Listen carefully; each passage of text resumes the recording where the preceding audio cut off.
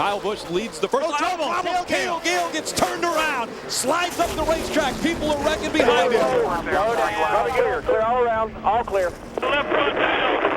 The 21 of John Wood is involved. We've got Cale Gale, and there's another truck that moved up in front of Cale Gale that spun around.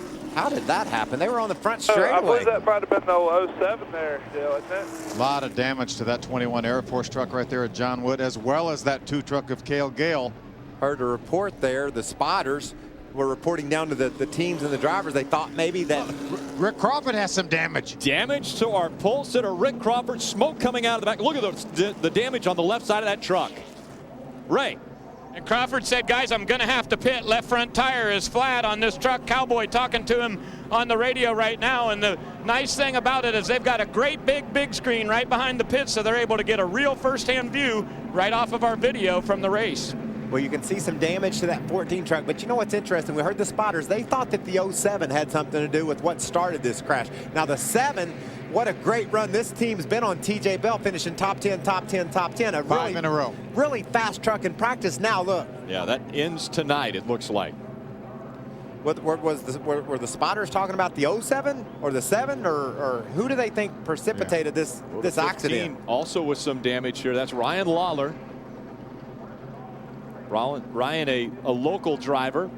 Boy, doesn't it make that move by Kyle Busch look really strong right now when he jumped to the lead. Obviously, Cale Gale started on the outside of the front row in this big time. Adam Alexander.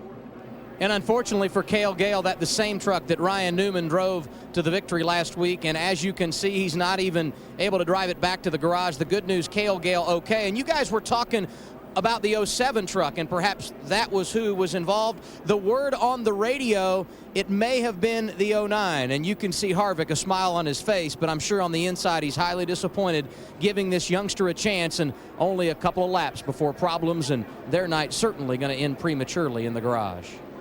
What I love about the Craftsman Truck Series on Speed, we don't have to speculate who caused this crash. We're going to find out. We'll just watch. We'll see who caused it. Take another look at what happened. Again, this is after the first lap has been completed. See, the 09 of Travis Kvapil jumps to the inside. Oh, and then the 2 moved up to try to give him some room. Just to give him some room, but there was a truck. Rick Crawford was on the outside of him. There wasn't room to move up. Yeah, then the 30 of Ty Bodine looked like he was in the back of the 7, and he got in the back of the 21, and that's what caused these guys to be involved. But it was a chain reaction deal. No blame on Todd. Yeah. You know, these guys came across the start-finish line a mile and a half earlier, running 80 miles an hour. 175 or 80 the next time by, and when something goes wrong, it gets big in a hurry. David Starr does a nice job with his Zachary Toyota to get by this. See Paul Tracy right in front. Let's see if we can take a look at what Todd saw. Remember, this is TJ Bell right in front of him. You see the smoke for a second? Todd's in the back of TJ. He gets in the back. TJ, he did a perfect job. He kept his truck straight. Todd was in the back of him. The 7 truck stayed straight, but somebody bounced off the wall and collected him. Watch this move by the Hornet. Hornet, they get by on the outside. Look at the point leader, just driving right around the outside. Yeah, there's John Wood. He gets turned around by the 7, who was pushed into that by Todd. You could see the 2 truck came off the wall and caught the 7 of TJ Bell. What a great job by TJ, getting himself a chance to get through the crash, but he couldn't avoid that truck that bounced off the wall. Came right down and took TJ Bell out of contention for tonight's race.